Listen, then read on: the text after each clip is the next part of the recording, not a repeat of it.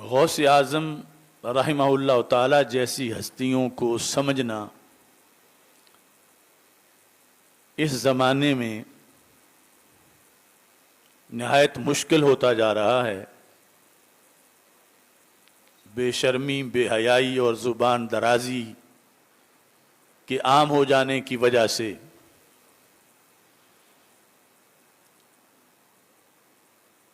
اسلام کے جو ہیروز ہیں ان پر آج تبرہ بازی کی جا رہی ہے، اور یہ قیامت کی علامتوں میں سے ہے کہ نبی اکرم صلی اللہ علیہ وسلم نے فرمایا کہ بعد میں آنے والے لوگ اس امت کے اولین پر تنقید کریں گے معاذ اللہ۔ تو اس طرح کے کئی لوگ مسلمانوں کی صفوں کے اندر سے ظاہر ہو چکے ہیں کہ جو قرآن و سنت سے بالکل ناواقف ہیں اور اپنے آپ کو سکالر کہتے ہیں، اور پھر ان ہستیوں کے خلاف تبرہ بازی کرتے ہیں۔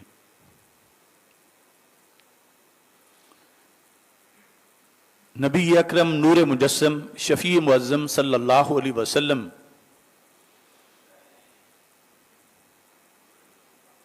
نے حدیث شریف میں امت مسلمہ کی کچھ ہستیوں کی انفرادی شان کا تذکرہ کیا، اور یہ وہی انفرادی ہستیاں ہیں کہ قرآن مجید قرآن رشید میں رب ذوالجلال نے ایمان والوں کو خطاب کرتے ہوئے دو کام کرنے کی ہدایت کی کہ جب ایمان تمہیں حاصل ہو چکا ہے تو ایک تو اللہ سے ڈرو اور دوسرا صادقین کی معیت حاصل کرو۔ صادقین زندہ مل جائیں تو ان کی صحبت میں بیٹھو، اور وہ دنیا سے چلے گئے ہوں تو ان کے نظریات کو اپنے سینوں میں آباد رکھو۔ صحیح مسلم شریف میں سید عالم نور مجسم شفیع معظم صلی اللہ علیہ وسلم کا فرمان ہے، حدیث نمبر 2691 کے اندر،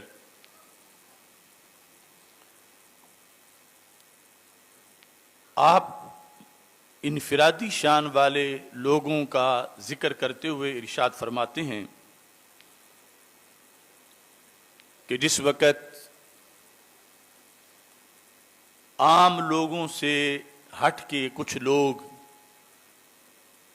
اپنا طریقہ یہ بنا لیتے ہیں کہ وہ اللہ تعالیٰ کے ذکر کے لیے اکٹھے ہو جاتے ہیں، جبکہ دوسرے لوگ لہو و لعب میں یا اپنی دیگر مصروفیات میں مصروف ہیں، تو رب ذوالجلال کے ہاں ان لوگوں کا خصوصی اہتمام ہوتا ہے، ان کی دعاؤں کا خصوصی اہتمام ہوتا ہے، اور ان کے قرب کا خصوصی اہتمام ہوتا ہے۔ حضرت غوث اعظم رحمہ اللہ تعالی تو بڑی ہستیوں میں سے ہیں، عام کسی صدی کے صالحین بھی جب اکٹھے ہو کر اللہ کا ذکر کرتے ہیں، ذکر سنتے ہیں، قرآن و سنت کا پیغام، تو خالق کائنات جل جلالہ نے کچھ فرشتوں کی ڈیوٹیاں لگا رکھی ہیں۔ وہ فرشتے مجالس ذکر کی تلاش میں ہوتے ہیں، ان کو آسمانوں سے اس لیے بھیجا جاتا ہے کہ تم روئے زمین پر جا کر مجالس ذکر کو ڈھونڈو۔ فَإِذَا وَجَدُوا مَجْلِسًا فِيهِ ذِكْرٌ قَعَدُوا مَعَهُمْ، جب انہیں کوئی ایسی مجلس محفل مل جاتی ہے جہاں ذکر ہو رہا ہے تو وہ اس میں بیٹھ جاتے ہیں، شریک ہو جاتے ہیں، اور دوسروں کو بھی بلاتے ہیں، ہلموا الی حاجاتکم، جو ڈھونڈنا تھا مل گیا ہے، آپ بھی آ جاؤ،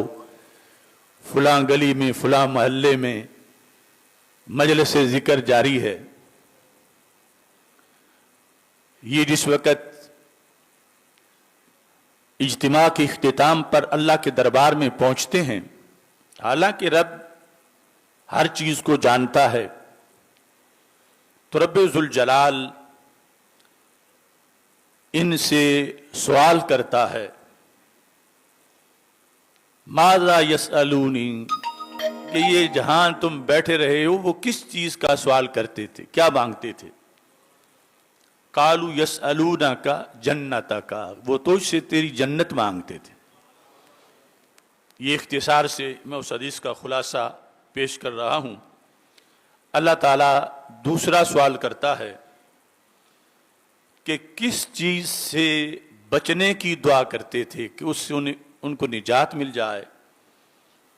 قالوا من نارک، تیری جہنم سے بچنے کے لیے وہ دعا مانگتے رہے۔ تو رب ذوالجلال نے فرمایا کیا انہوں نے جہنم کو دیکھا ہوا ہے؟ تو فرشتوں نے کہا نہیں۔ تو فرمایا اگر انہوں نے جہنم کو دیکھ لیا ہو تو پھر کس قدر زیادہ بچنے کی کوشش کریں، اور ایسے ہی جنت کے لحاظ سے بھی فرمایا کہ اگر وہ جنت کو دیکھ لیں تو پھر اس کو حاصل کرنے کا کس قدر زیادہ اہتمام کریں اور جد و جہد کریں۔ اس کا نتیجہ خالق کائنات جل جلالہ یہ بیان کرتا ہے، قد غفرت لہم، فرشتوں گواہ ہو جاؤ میں نے ان کو بخش دیا ہے۔ فآتیتہم ما سألوا، جو وہ مانگ رہے تھے میں نے ان کو دے دیا ہے، یعنی جنت ان کو دے دی ہے۔ وَأَجَرْتُهُمْ مِمَّا اسْتَجَارُوا، اور جس سے بچنے کی وہ دعا کر رہے تھے میں نے انہیں اس جہنم سے بچا دیا ہے۔ اب اس کے بعد جب اس قدر کثرت سے بخشش کا تذکرہ ہوتا ہے تو فرشتے کہتے ہیں رب فیہم فلان عبد خطاء، کہ ان کے اندر فلاں بندہ بہت ہی زیادہ گناہگار تھا، اور وہ اس محفل کی نیت سے آیا بھی نہیں تھا۔ انما مر فجلس معہم، وہ گزر رہا تھا اور اس نے دیکھا کہ یہ لوگ بیٹھے ہوئے ہیں تو وہ بھی ساتھ بیٹھ گیا، یعنی اس کی نیت بھی نہیں تھی مجلس ذکر میں شریک ہونے کی، وہ گزرت رہا تھا تو وہاں نیت کے بغیر ہی پھر اس نے اس محفل میں بیٹھنا اختیار کر لیا۔ تو کیا یہ بخشے ہوئے جو لوگ ہیں اور جنتی لوگ ہیں جن کو سب کو جنت دے دی گئی، تو کیا وہ بھی ان میں شمار کیا جائے گا؟ تو اللہ تعالیٰ فرماتا ہے وَلَهُ غَفَرْتُ، میں نے اسے بھی بخش دیا ہے۔ اب اللہ کو کون روک سکتا ہے کہ اس کی اپنی رحمت ہے، جس کو چاہے جتنی رحمت دے دے۔ شرائط اس نے پہلے بیان کی ہوئی ہیں کہ وہ اہل ایمان، اگرچہ وہ بد عمل تھا، ویسے گزر رہا تھا بیٹھا، فرمایا اس کو بھی میں نے بخش دیا ہے۔ اب یہاں حدیث کی اتنے حصے کے اندر توجہ کرنے سے یہ بات واضح طور پر سمجھ آتی ہے کہ یہ حدیث ہے قیامت تک کے لیے، اور یہ حدیث صرف صحابہ کے ساتھ خاص نہیں، غیر صحابہ کے لیے بھی ہے، صرف اہل مدینہ شریف اور اہل مکہ شریف کے ساتھ خاص نہیں، وہاں تو مزید درجات ہیں، یہ پوری روئے زمین پر جہاں اہل ذکر بیٹھے ہیں ان کے لیے ہے۔ اور ان کے بارے میں رب کا فیصلہ یہ ہے کہ یہ جنت مانگ رہے تھے تو میں نے سب کو جنت دے دی ہے۔ تو وہ صحابہ کرام رضی اللہ تعالی عنہم جو سینکڑوں بار اس محفل میں بیٹھے جس کی صدارت اللہ کے رسول علیہ السلام فرما رہے تھے، جب وہاں سے فرشتے اللہ کے پاس پہنچے اور رب نے پوچھا کہ وہ کیا مانگ رہے تھے، فرشتوں نے کہا وہ جنت مانگ رہے تھے، تو اللہ تعالیٰ نے بطریق اولا 100% سے زیادہ ہم یہ فیصلہ کر دیا کہ میں نے سب کو جنتی بنا دیا ہے۔ یعنی وہ کتنی بار جنتی بنے۔ آج معاذ اللہ کچھ لوگوں کو ایک بار ان کا جنتی ہونا، یعنی صرف ہر صحابی نبی جنتی جنتی پر انہیں مروڑ اٹھتا ہے، تو یہ تو وہ ہستیاں ہیں جنہیں ہزاروں بار جنتی بنایا گیا، اور عرش کا یہ فیصلہ پھر بعد والوں کے لیے بھی، اور اس کے لحاظ سے پھر جس وقت وَلَوْ غَفَرْتُ کے الفاظ رسول اکرم صلی اللہ علیہ وسلم نے بولے تو اب ایک سوال ابھر رہا تھا۔ آج ہم سے پوچھا جاتا تو ہمارے لیے جواب دینا مشکل تھا کہ لَيْسَ لِلْإِنسَانِ إِلَّا مَا سَعَى، انسان کو وہی ملتا ہے جو وہ جد و جہد کرتا ہے۔ اس کو جنت کس عمل کے نتیجے میں ملی؟ یہ جو گزر رہا تھا اور بیٹھ گیا، اس کی جنت کنفرم کیسے ہو گئی؟ تو رسول اکرم صلی اللہ علیہ وسلم نے اس دن اس کا جواب دے دیا، فرمایا کچھ لوگوں کو جنت اپنے عمل کے نتیجے میں ملتی ہے اور کچھ لوگوں کو صالحین کے پاس بیٹھنے سے مل جاتی ہے، بشرطے کہ وہ مومن ہوں۔ فرمایا ہم القوم لا یشقا بہم جلیسہم، فرمایا یہ جن کے پاس یہ آ کے بیٹھا ہے، وہ جو مجلس ذکر میں تھے، یہ قوم ہی ایسی ہے کہ لا یشقا بہم جلیسہم، جو ان کا جلیس ہو، ان کا ہم نوا ہو، ان کے پاس آ کے بیٹھ جائے، اس کی بدبختی ختم ہو جاتی ہے، اس کی شقاوت ختم ہو جاتی ہے، اور رب ذوالجلال اس کو اعلیٰ انعامات عطا فرماتا ہے۔ تو اس بنیاد پر یعنی آج کے معاشرے کے الہادی فتنوں کے مقابلے میں قرآن و سنت میں ہمارے پاس یہ فیصلے موجود ہیں کہ سارے انسان برابر نہیں ہیں، اور انبیاء اور صحابہ رضی اللہ تعالیٰ عنہم کے بعد بھی قیامت تک آنے والی صدیوں کے اندر درجہ بدرجہ ایسی ہستیاں موجود ہیں کہ جو ان کے پاس بیٹھتا ہے، رب ذوالجلال ان پیاروں کے صدقے اس سے بھی پیار کرتا ہے، اور خالق کائنات جل جلالہ ان کی شقاوت دور کر دیتا ہے، بدبختی دور کر دیتا ہے، اور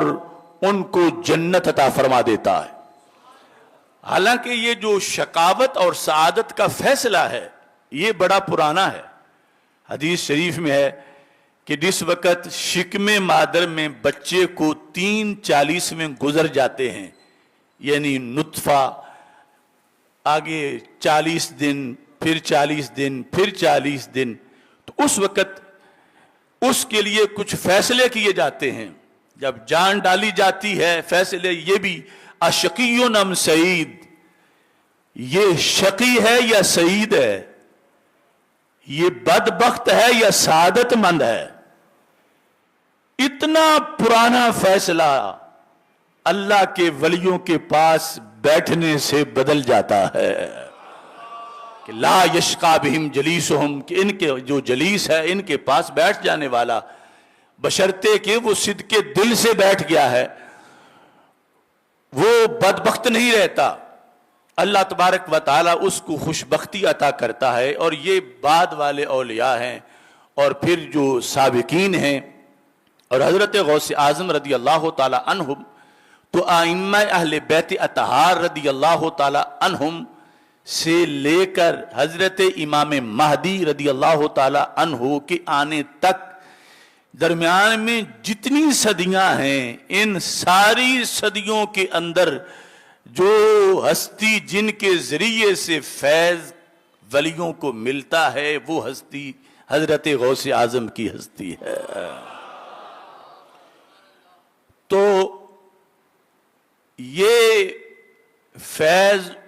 اس وقت بھی تھا اور پھر ان کے نظریات پر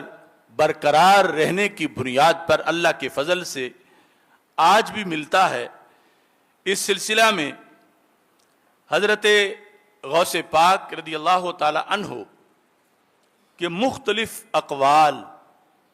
اور اس عہد کے مختلف لوگ جو گواہ ہیں ان چیزوں کے کہ حضرت غوث پاک فرما کرتے تھے کہ مجھ پر اوروں کو قیاس نہ کرو اور اوروں پر مجھے قیاس نہ کرو، میرا معاملہ کچھ اور ہے. یہاں تک کہ حضرت سیدنا شیخ عبد القادر جیلانی کے بارے میں بہجت الاسرار کے اندر جو آپ کے حالات پر مشتمل اولین کتابوں میں سے ہے،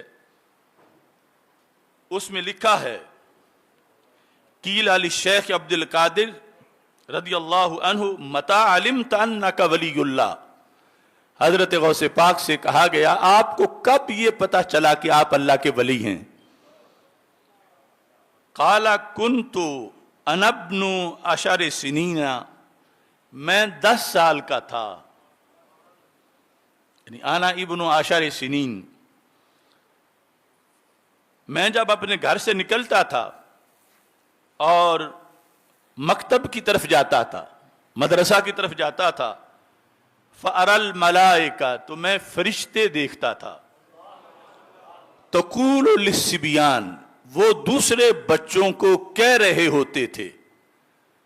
کیا کہتے تھے؟ افسحوا لِوَلِيِّ اللَّهِ حَتَّى يَجْلِسَ، اللہ کے ولی کے لیے جگہ بنا دو کہ وہ بیٹھ جائیں. تو حضرت غوث پاک رضی اللہ تعالی عنہ آپ کی ولایت اس درجے کی ہے اور پھر اس کے اندر مسلسل عروج ہے، اور اس عروج کے لحاظ سے آپ یہ ارشاد فرماتے ہیں،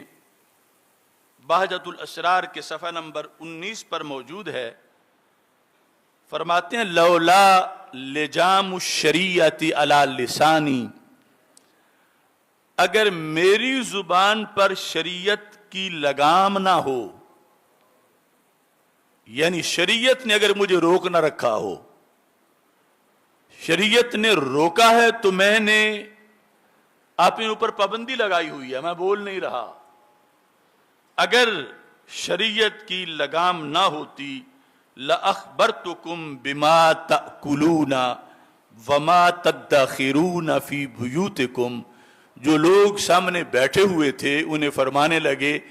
کہ شریعت نے پابند کر رکھا ہے کہ نہ بولو. اگر شریعت نے پابند نہ کیا ہوتا تو میں تمہیں یہ بھی بتاتا کہ کھا کے کیا آئے ہو، اور یہ بھی بتاتا کہ پیچھے گھر میں رکھا ہوا کیا ہے. یعنی یہ انفرادیت، اور چونکہ رسول اکرم نور مجسم شفیع معظم صلی اللہ علیہ وسلم کا یہ فرمان ہے، حدیث قدسی ہے کہ اللہ تعالیٰ ارشاد فرماتا ہے کہ میرا بندہ وہ ہمیشہ فرائض کے ساتھ ساتھ نوافل میں بھی پابندی کرتا ہے، حتی احببتہ، یہاں تک کہ میں اسے محبوب بنا لیتا ہوں. جب میں محبوب بنا لیتا ہوں تو پھر فَكُنْتُ سَمْعَهُ الَّذِي يَسْمَعُ بِهِ، تو میں اس کے کان بن جاتا ہوں جن کانوں سے وہ سنتا ہے، میں اس کی آنکھیں بن جاتا ہوں جن سے وہ دیکھتا ہے، اور میں ان کے ہاتھ بن جاتا ہوں جن سے وہ پکڑتا ہے. تو اب اس حدیث کا ایک مطلب کچھ لوگ یہ بیان کرتے ہیں کہ جب وہ میرے محبوب بن جاتے ہیں تو پھر وہ کام ہی کرتے ہیں جو مجھے پسند ہیں، جبکہ یہ तर्जमा बिल्कुल गलत है, क्योंकि उनको जो अल्लाह के यहां मनसब मिलता है वो मिलता ही तब है कि जब वो काम करते हैं जो अल्लाह को पसंद है, यानी उस रास्ते पे वो पक्के हो जाते हैं तो फिर रब उन्हें अपना महबूब बना लेता है। तो अब तो आगे इनाम और है, यानी वो जो थी कि वो शरीयत के पाबंद हो जाते हैं और मुस्तहब्बात की भी पाबंदी करते हैं और खिलाफ औला भी नहीं करते, ये सब कुछ तो उनकी मंजिल के अंदर रास्ते में सब कुछ गुजर चुका। अब वो जब मंजिल पे पहुंचे तो अल्लाह ताला फरमाता है मैं उनकी आंखें बन जाता हूं, यानी मेरी कुदरत उनकी आंखें बन जाती है। अब अगर वो दूर तक देखें तो इस पर एतराज ना करो, क्योंकि ये अल्लाह की कुदरत का फैज है।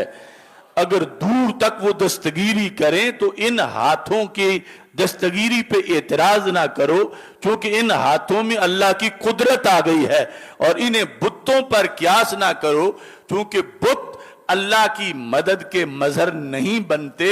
और अल्लाह वाले अल्लाह की मदद के मजहर बन जाते हैं। और इसी बुनियाद फिर उनको गौस कहा जाता है या मुख्तलिफ अलकाब के साथ। तो हजरत गौस पाक रदी अल्लाह ताला अन्हु आप फरमाने लगे कि अगर शरीयत की तरफ से पाबंदियां ना होती तो मैं तुम्हें बताता, अंतुम बैन यदैया कल कवारीर, फरमाया तुम मेरे सामने यूं हो जैसे शीशे की बनी हुई बोतल होती है कि उसके अंदर जो कुछ हो नजर आता है, सब्ज रंग का शरबत हो या सुर्ख रंग का शरबत हो या जो कुछ भी हो। फरमाया मेरे पास तुम आते हो तो ये ज़हन में रख के आओ कि तुम मेरे सामने यूं हो जिस तरह के शीशे के बने हुए इंसान हैं, कि तुम्हारा दिल भी नजर आता है, तुम्हारा दिमाग भी नजर आता है, तुम्हारे अमाल भी नजर आते हैं। दिल पर जो आज़ा के नक्श मुरतब हैं वो सारे मुझे नजर आते हैं। और फरमाया युरा माफी बवातिनिकुम व ज़वाहिरिकुम, मुझे जो तुम्हारे बातिन में है